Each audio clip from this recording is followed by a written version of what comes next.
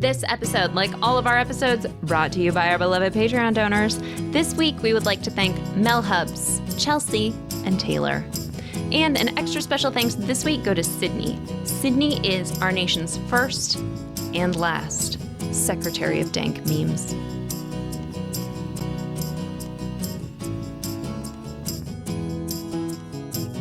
The year is probably 2010 or 2011. So we hopped in her like 1995 Jeep Grand Cherokee and we went speeding to, which RIP, by the way, that car is long dead.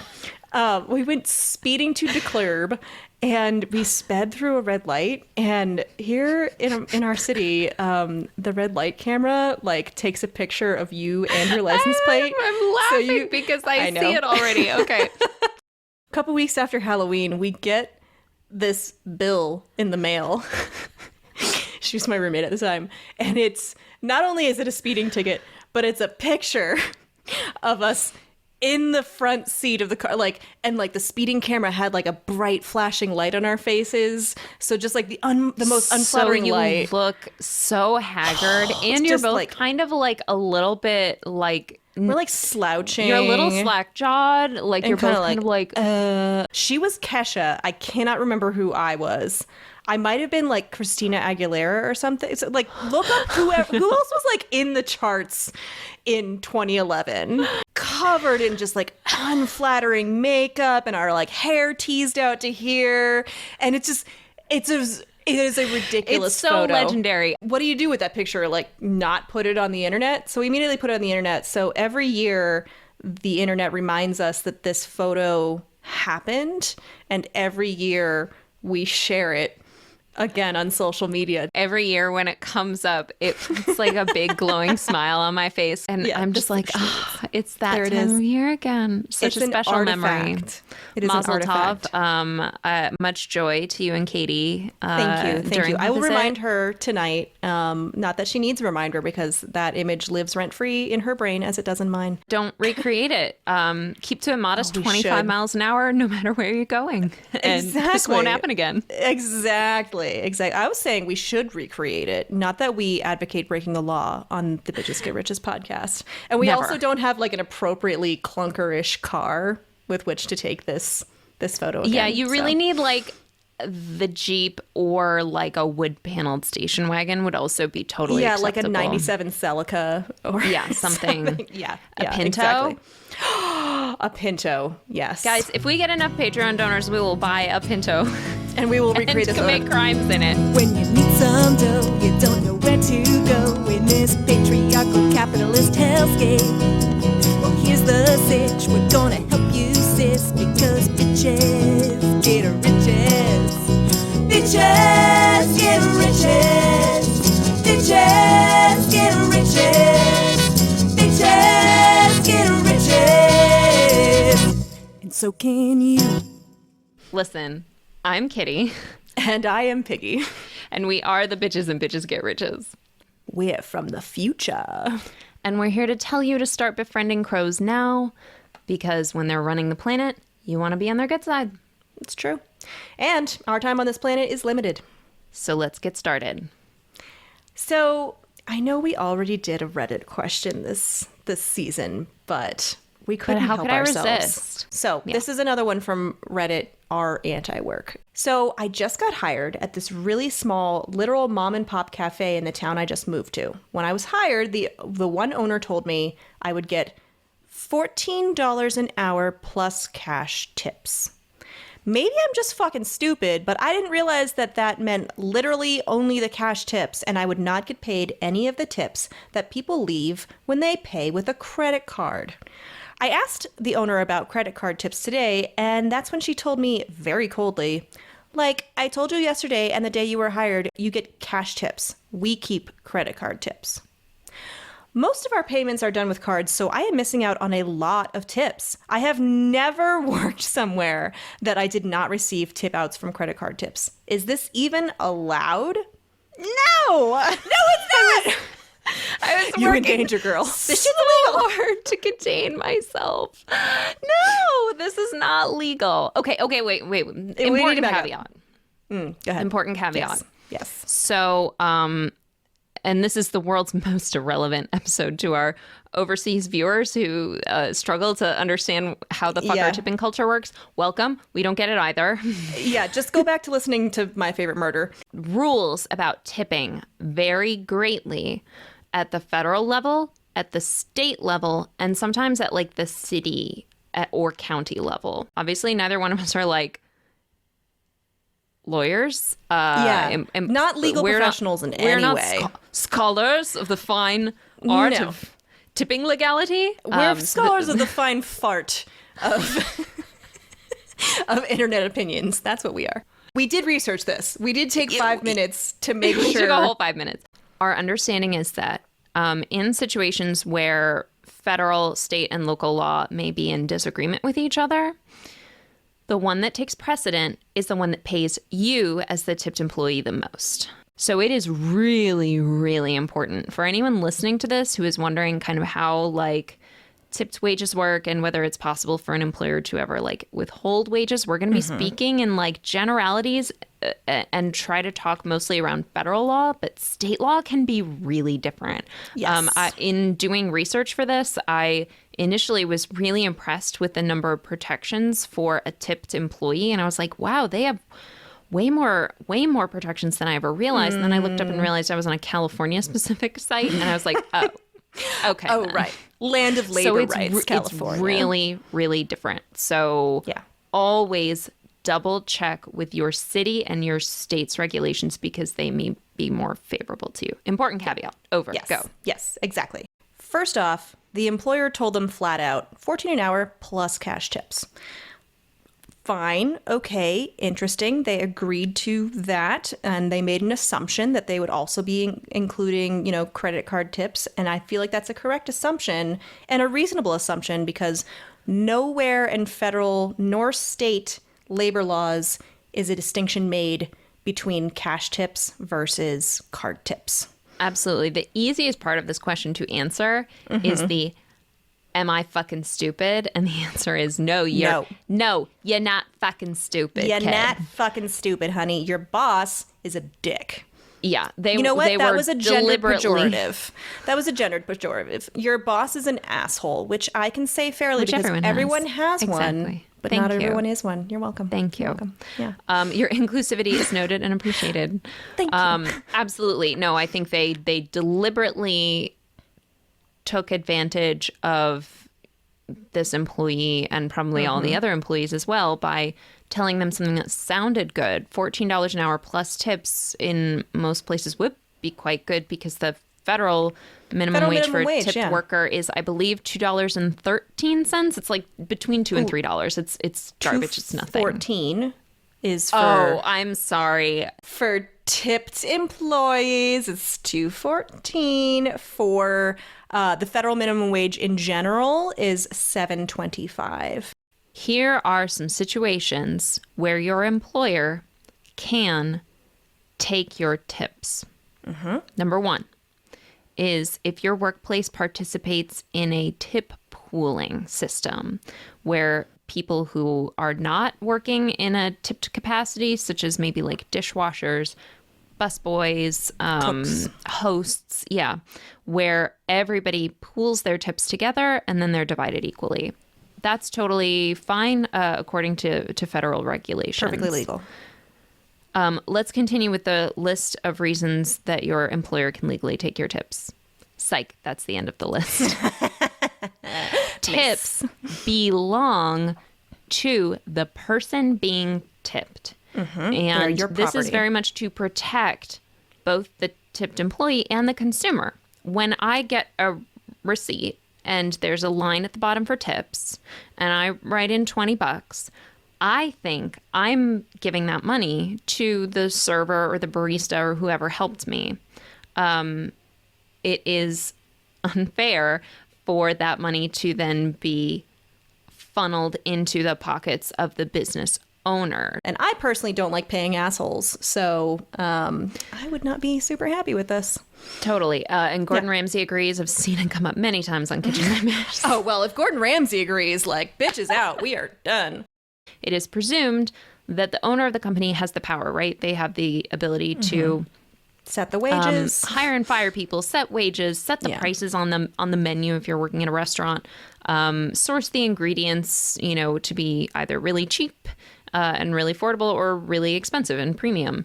So they have the control. They don't need tips. They don't deserve tips. The tips belong to the tipped employee. So that is your property. And when we talk about wage theft, I think sometimes it is the largest form of theft in the United States.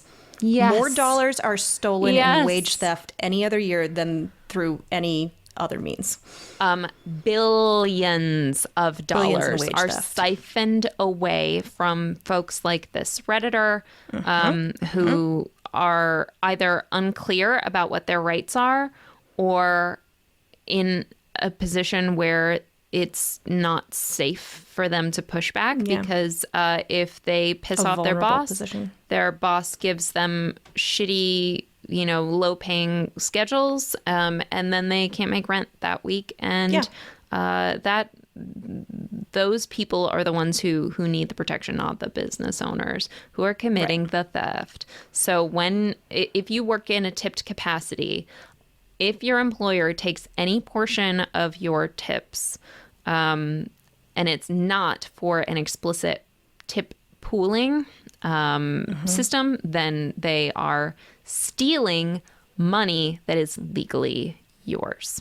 So there is one particular instance that comes to mind when a restaurant manager or owner could accept tips, and that is if and only if they specifically individually performed an action in their capacity as a restaurant manager or owner, and then were given a tip in recognition of that. Let's say you and I are dining out and someone comes by and accidentally spills a glass of wine all over my lovely off-white shirt.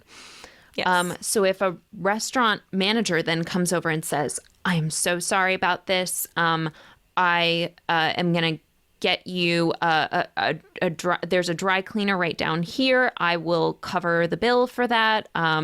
If you'd like me to grab you one of our, unworn uniform shirts that you can just have to go in the bathroom and change. Like if they had done a service that is not really in the scope of what a server does, but had stepped in to provide you with considerable tippable service in their capacity as a restaurant manager in a way that had nothing to do with the core job responsibilities of the server, then you can tip them and they can keep that tip. But they would not be okay with just taking your tip. They can't take your tips. They can't take your tips. Tips is your money. They can't take your tips. There is the law does not make a distinction between cash tips and credit card tips. So even though this restaurant owner was just like, you'll be paid $14 an hour plus cash tips, you cannot agree to that form of compensation because it is illegal. Yeah, you're not like locked into it because, well, I agreed to it. I like Ariel, I signed Ursula's contract. Therefore, no, it is not a legally binding agreement. Oh, hey there. Hold on. I gotta call you on the phone. Okay, sure, yeah. Okay. Ring, ring. Oh, hey there. Oh, hi. I was just over here at my nephew's hockey game, and he was telling me about acorns. Do you know about this? Don't you know? Yeah, my nephew was telling me down at the rec center on the Friday night while they were playing the hockey with your hockey? Thomas. He plays that Acorns is micro-investing for newbie investors up in That's that right. stock market. Yeah, what I heard is that it's great for beginning investors and anybody what's having a hard time saving because it's automatic, totally effortless. I'm going to hold on. Back to Wisconsin. Sorry. Let me just squeeze by you here and just explain to you how this investing app works. All right, so Acorns. Acorns. Every time you make a purchase with Acorns, they're gonna go ahead and round it up to the nearest dollar. Okay, and they're gonna save that difference for you. And not only that, guess what? They're gonna invest it for you. Oh, sure. You know what? I'm gonna have to drop this call because I'm about to go inside the Piggly Wiggly, and they ain't got no reception. Go ahead and click that link on the show notes. It's too long to read out loud because they didn't give us a vanity URL. Oh, my goodness, gosh darn it. They sure I'm sorry to swear. Oh my chestnuts. That's why we need to start investing with acorns today before I completely lose my regional accent. There's so much about being paid as a tipped employee that is very specific to your municipality, your state, even your industry. So finding resources and not just taking whatever your boss says. Like, don't believe your boss. One please. that we researched in the whole 5 minutes that we took to prepare for this episode is the Fair Labor Standards Act, which you can find on the interwebs. And it's a very long, dense document, but, you know, everyone knows how to control F. There's helpful bullet pointed Yeah, exactly. versions of it that you can find easily by Googling it. Exactly. But if bullet pointed legalese is still not your jam, then I highly recommend anyone who works a tipped job should check out our girl Barbara over at Tipped Finance. She is a former stripper, a former cocktail waitress. She has worked dozens of tipped jobs, and now she has made it her crusade to provide advice and information on this stuff for other people who worked in tipped capacities. And like, she hears that people are getting their tips stolen by their bosses, and she's like, my people need me. So Yes, like, love it. highly recommend this reader check out Barbara. I think it's significant that our Redditor pal, who I believe is my personal pal, even though they totally. did not directly address this question to us, I feel a sense of kinship. Yeah, no, we're tight. They mentioned that this company is a mom and pop, a literal mom and pop. And I think you and I both worked for literal mom and pops. Sure, yeah. And there is a tendency when you're working at a very small, very intimate company like that to want to give people the benefit of the doubt, to be like, well, maybe they don't understand that they're breaking the law, or maybe, maybe they do, but like, I don't think that they could afford to pay me if they do. Like, it's easy to make excuses for people, Totally. but here's the thing. If your business is not profitable enough that you can pay people a living wage, you deserve to go out of business, and it's okay. Businesses can die. People only get the one chance. That's very well said. And I think it also gives the question asker an avenue towards addressing this in a very congenial, diplomatic way. Because it's a mom and pop shop. Maybe they don't have the legal resources to like know about the Fair Labor Standards Act. Maybe they just, they're operating on a shoestring budget and they just can't review these legal things. So, one method of addressing this is by going back and be like, hey, I know we've talked about this for the last 2 days, but I just wanted you to know it's illegal for you to withhold my credit card tips. And I assume you didn't know that. I know it's a small business, but I just want to let you know, just so you don't get into any legal trouble. And that's how I would recommend addressing it the first time. If the problem persists, the next time is, hey, I know I told you this, and I assume that you could verify it on your own, but it's still persisting, and you are going to have to hear from my lawyer now on behalf of me and the other employees whose tips you're illegally stealing.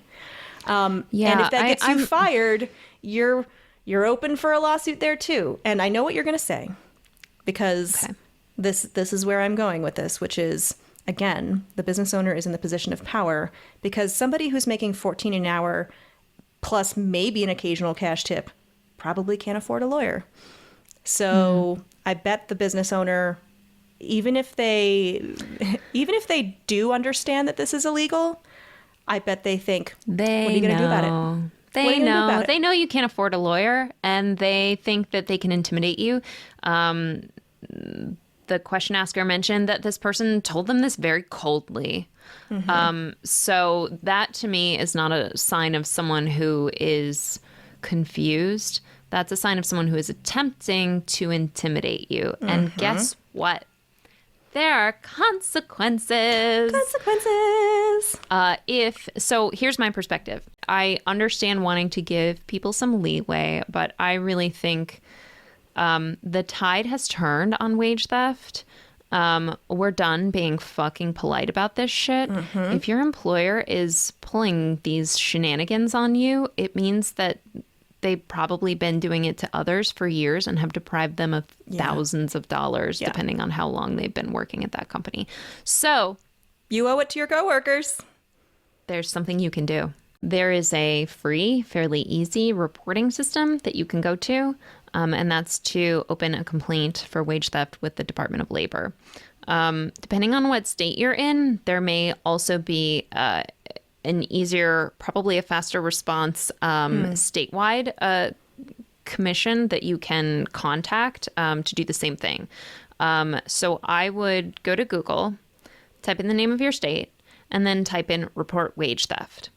And what that does is it then opens a ticket with either state or federal entity that will then come in and investigate that. And basically what that does is whether you want to work at this place a long time or not, whether you feel confident enough to directly have a conflict with your employer about it, whether this was somewhere that you worked at in the past, you can stick up for your fellow worker and show solidarity with them by opening a complaint.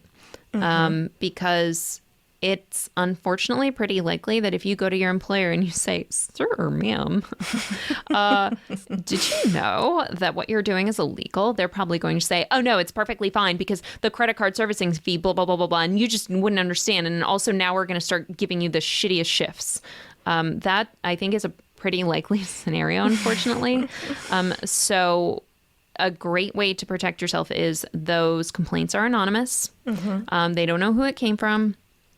And they're much more likely to generate meaningful action than just like talking to your boss who is breaking the law and probably quite aware that they're breaking the law and probably feeling honestly entitled to your money, which is something that makes me want to puke all the way. Yes. I mean, I'm sure that this owner in particular is just like, well, I'm paying you $14 an hour. That's almost twice the minimum wage. Like, you should be happy with that. It's like, it's not the point. The point is you are stealing wages and you are lying to customers. So I think I have a new retirement plan, which, yeah. So you know how it is my ultimate dream job to be a freelance firer of bad bosses? Obviously, yes. Yes. I think in retirement, what I want to do is I want to go around town and I want to apply for and obtain service industry jobs in which I am tipped. And I want to keep them just long enough to determine if wage theft is happening. And if wage theft is happening, I just want to file like Department of Labor complaint after Department of Labor complaint and just clean house. Just clean house. Because I won't need the money. I'm just going to. I love it. Yeah. I love that for you. I just, this really so fun. This really is one of those areas where like worker solidarity is so important. There is a reason that wage theft is so profitable. And it's because union participation is down so far. It's because we have intentionally constructed a culture of illegal enforced secrecy around paychecks and workplace policies. And people feel like they don't have the power. Or maybe even that they don't have the right. Like, well, you know, I just got here at this job and how could I, you know, be the one to immediately start causing trouble when I guess this system works for everyone else. And I guess that they did tell me that this was the system from the start, right? So I can't possibly know. Like, especially if this job is not rare or special to you, I would say you have a moral obligation to follow through and do something. You don't have to like get involved in a legal battle with them that will go on for the next 7 years, but like open a complaint. Talk to your coworkers. Talk to your coworkers. Oh my God. Talk all the way to your fucking coworkers. Because once everyone understands that this is illegal, they're going to start getting pissed. There's a reason why employers one pissed off person is easier to deal with than 7. Yeah, and there's a reason employers fear collective action and why, companies like Amazon and Walmart spend inordinate resources to shit talk unions and collective bargaining and that kind of tactic because they know it works. They scared. They're It's so scared. scary. They're so scared of the unions. should because be it so fucking scared. works. Oh Like my they wouldn't be goodness. trying to shut it down if it didn't work. It's the same. Absolutely. It's the same thing with voting, right? Like if voting didn't work, they wouldn't be trying to disenfranchise voters so much. So Snap, snap, Woo! snap. Are you good with that? I am good with that. Listeners, if you want us to answer your question, go to bitchesgetriches.com and click Ask the Bitches. After all, this podcast is listener supported. We are committed to never, ever putting our best content behind a paywall, only our worst content. So if you like what we do and you want us to keep doing it, you can support the podcast by joining our Patreon at patreon.com/bitchesgetriches. And if you need even more bitches in your life, and who could blame you, you can read our articles or follow us on social media at bitchesgetriches.com. All right, is there anything else they should know? Yeah. I have a hot take on pandas, specifically Let me panda get my conservation. popcorn. Pandas should be allowed to go extinct. Please, put this in a pull quote attributed kitty, bitchesgetriches.com with my email address and my full physical address underneath it. We spend millions and millions of dollars every year on panda conservation, trying to save this one species that seems absolutely determined to go extinct, mainly because they eat one thing, they barely move, and pandas don't fuck. That's the main thing.